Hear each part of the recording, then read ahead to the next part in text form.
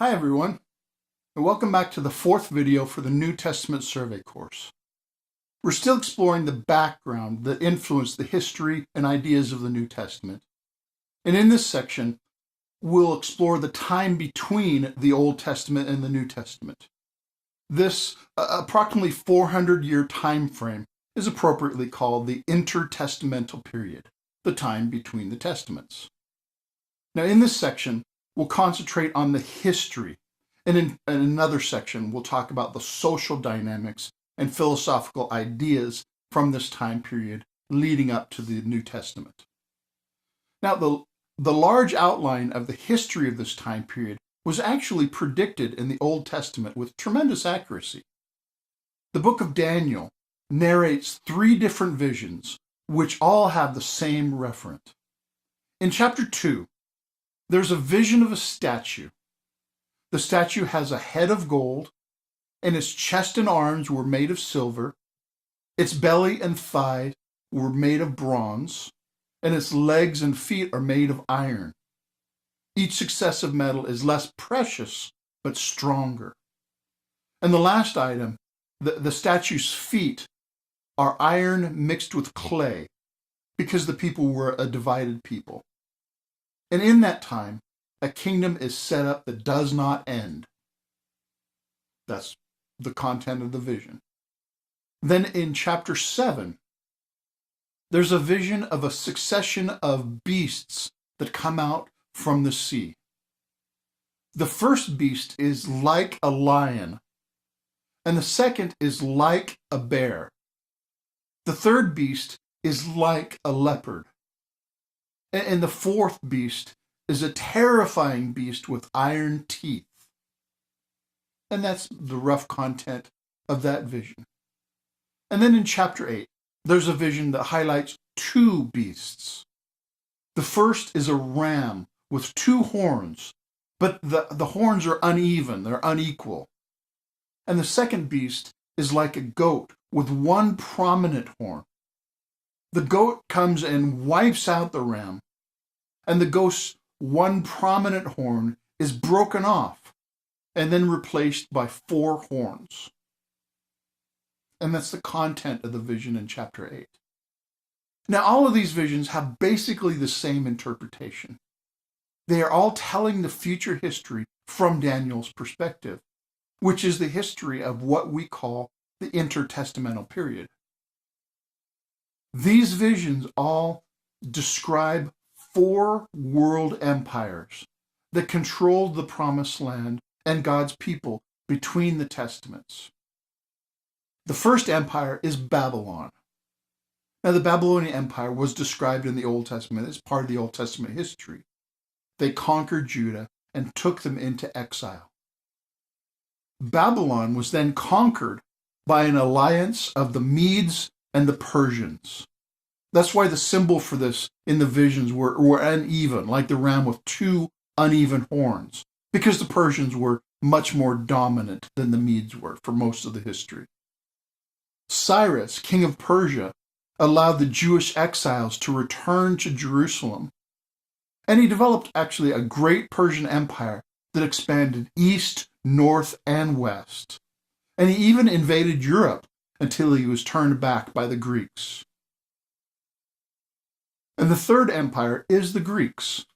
They stopped the advance of the Persians, and the Greeks eventually grew stronger and stronger, and they invaded back into Persian territory under Alexander the Great. Alexander and his army crushed the Persians and conquered all of their territory, including the Promised Land and much more. Alexander's empire included Egypt and all the way to modern-day India. Now, Alexander, who was represented by the 1 prominent horn on the goat that was broken off, he died at a young age. Then his empire was divided among his 4 generals, who were represented by the 4 horns. Now, only 2 of these generals concern us. That is, Ptolemy and Seleucid, who were given rule over Egypt and over Syria and Babylon, respectively. Now, these 2 generals, and then the rulers that followed them, They continually warred with one another over the border territory between their two kingdoms. And guess what territory that is? Yes, the Promised Land. So the Promised Land was kind of the battleground of warfare between two major empires during this time period. Now, skipping some of the stuff that we'll come back to. The fourth empire is the Romans. Eventually, the Greeks were conquered by the Romans, and the Romans took control of most of the land that they had conquered, including the Promised Land. Now, in Daniel's vision, during this last kingdom, it was prophesied that an unending kingdom would start, which would crush the Roman Empire and would last forever. And this was actually fulfilled by a kingdom that started during the reign of Caesar Augustus. And that kingdom is the subject of the New Testament, but we're getting ahead of ourselves. Now let's go back to the history of God's people during the intertestamental period. They continued living as a conquered and oppressed people, even when they were back in their own land. Persian rule continued beyond the end of the Old Testament, and Alexander conquered the Promised Land, and his heirs continued to rule over God's people. So all of the large empire was under Greek rule, and Greek rule was characterized by their promoting the spread of Greek culture, which included the Greek language. So most of the Mediterranean and the East spoke Greek by the time of the New Testament. And the Old Testament scriptures were actually translated into Greek. The Old Testament Greek translation is called the Septuagint, and it's abbreviated LXX. And this was the Bible of the New Testament church, especially as it expanded through all the Mediterranean. And as I mentioned, the Promised Land was the battleground back and forth between two different Greek overlords, the Ptolemies and the Seleucids, with God's people stuck in the middle. Now, during this time, God's people kind of changed somewhat from the way they were in the Old Testament. This is the emergence of what is technically called Second Temple Judaism, or just Judaism. And Judaism during this period became characterized by a few things. The first is an emphasis on the law of Moses. Now, follow along their thinking. They thought unfaithfulness to God, characterized by idolatry and disobedience to the law, was the cause of the Babylonian exile. And this is true. The Old Testament clearly says as much. Therefore, they resolved, we're going to keep God's law. And this is good. That's a great idea as far as it went. But keeping God's law became their all-consuming passion, and it became the basis of their identity and their relationship with God. We are going to keep God's law. And so they forgot some other very important things.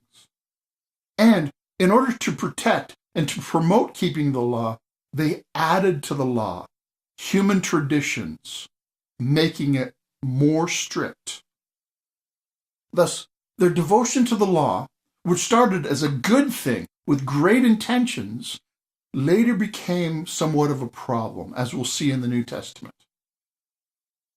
And Judaism was also characterized by synagogues.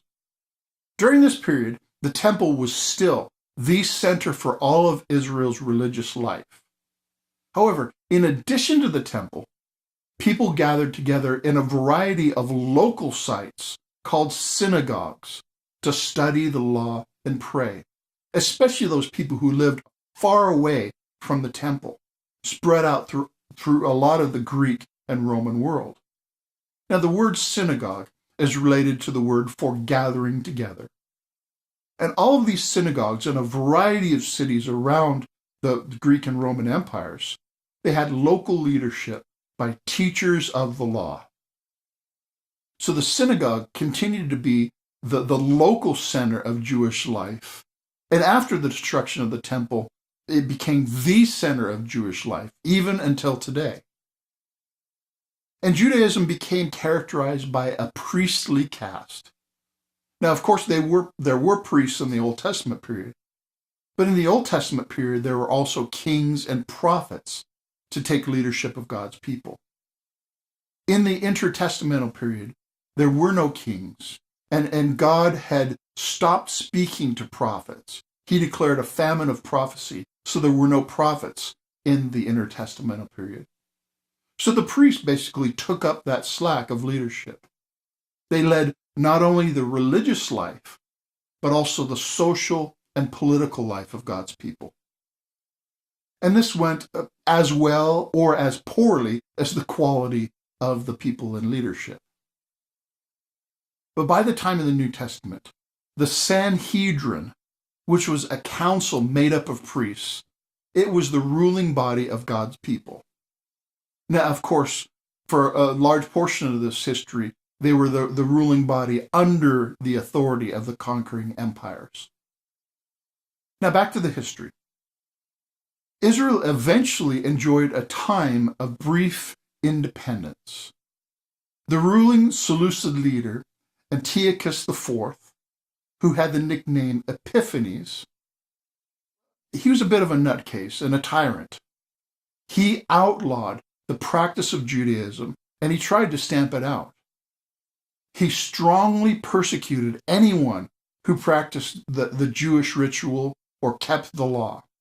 And he forced the Jews to make pagan sacrifices under threat of death. Now, some complied, but others refused and were tortured and or killed for their faithfulness to God. Again, you can see that the passion with which these people took, we're going to be faithful and we're going to keep God's law no matter what. Now, while this was happening, an elderly priest by the name of Mattathias, he became outraged when he saw some of his fellow Jews offering sacrifices to Greek gods. So he killed them, and he killed the Greek officials who were forcing them to do so. And his sons took up the rebellion that he started, led by the oldest son, Judas. And Judas gained the nickname Maccabeus, which means the hammer. Cool nickname. And he successfully, even miraculously, led a guerrilla war for independence from the Greeks, from the Seleucids. And he won. And so the Jews gained independence for the first time since the Babylonian exile. And they cleansed the temple in December of 165 BC, which Jews still celebrate that event at Hanukkah. However, there was no clear Davidic descendant to rule as king. So the Maccabees, Judas and his brothers, they set up hereditary priests as rulers. And these priest kings were called Hasmoneans, and from them were descended the chief priests of the New Testament times. Now, the success of the Maccabees and the Jewish independence revived tremendous national hope. They saw this as the beginning of the fulfillment of the promises from Daniel and all the other prophets. There's a tremendous sense of nationalism. They controlled almost the same territory as Solomon in the heyday of ancient Israel. And there was just a ton of political and social activity during this time. What I want to mention is that the spirit of the age was kind of captured in some of the writings of this time that came to be called apocalyptic writing. This particular genre of writing was characterized by a sense that God was about to break into history in a big way to bring to completion all that he had begun. He would right all wrongs. He would destroy all evil. And apocalyptic communicated this hope in symbolic, fantastic language. However, this hope didn't last for long. Two brothers from the Hasmoneans became rivals for leadership over Israel. And so an appeal was made to Rome to help decide between the two fighting brothers, because Rome had become very powerful by this time. But Rome responded by basically taking over in 63 BC. and making the Promised Land part of the Roman Empire. They set up Herod the Great, who was a distant relative of the Hasmoneans, as kind of a puppet ruler. Herod rebuilt the temple, but he was somewhat of a nut, and he was a very brutal, ruthless leader. And at his death, his territory was divided between his sons, and some parts of it were put under direct Roman rule, under Roman governors. And that's basically the end of the time between the Testaments. The New Testament starts during the reign of Herod the Great, and most of it takes place during the reigns of his sons, who are also named Herod, so it can get confusing. And also, part of it was ruled by Roman governors directly. So now let's review. The four intertestamental empires, which dominated the history between the Testaments, were Babylon, Medo-Persia, Greece, and Greece is the Greek Empire is the time of the rise of Judaism and of Maccabean independence. And then finally, the fourth empire is Rome. And this period was characterized both by hope and by disappointment. Okay, this has been just a brief survey of the history between the Testaments to try to give you a background understanding so that you'll have a better idea of the world that the history of the New Testament is born into. Now, in the next section, we'll look in more depth at the social, the cultural, and some of the political dynamics of the time leading up to the New Testament to help us understand what we see in the New Testament itself. Thanks for watching.